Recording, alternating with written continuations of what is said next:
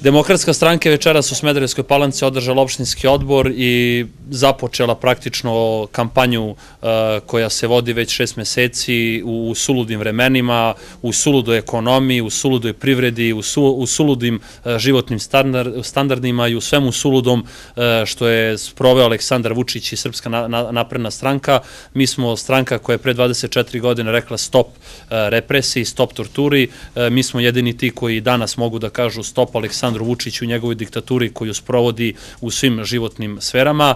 Mislimo da je ovo najgora vlada koja je zadesila Srbiju od 90. godine, najgora vlada samo iz jednog jedinog razloga, jer je gospodin Aleksandar Vučić sa Srpskom naprednom strankom uveo haos i u međukoalicijne partnere, uveo haos i u svojoj stranci, uveo haos i u drugim političkim organizacijama.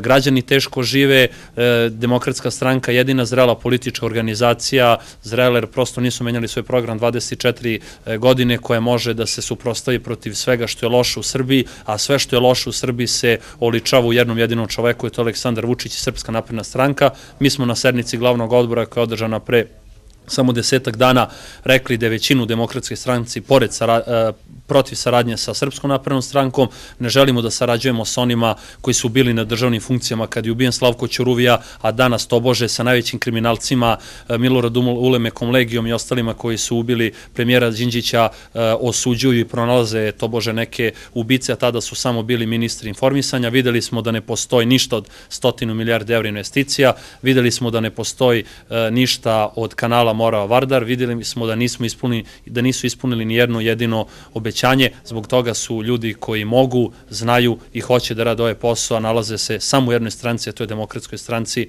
spremni da pobede na izborima koji će biti održan 6. marta. U skladu sa tim i opštinski odbor u Smederevskoj Palanci održao sednicu opštinskog odbora, imenovao izborni štab i mislim da ćemo mi lakše nego bilo gde u Srbiji ovde pobediti.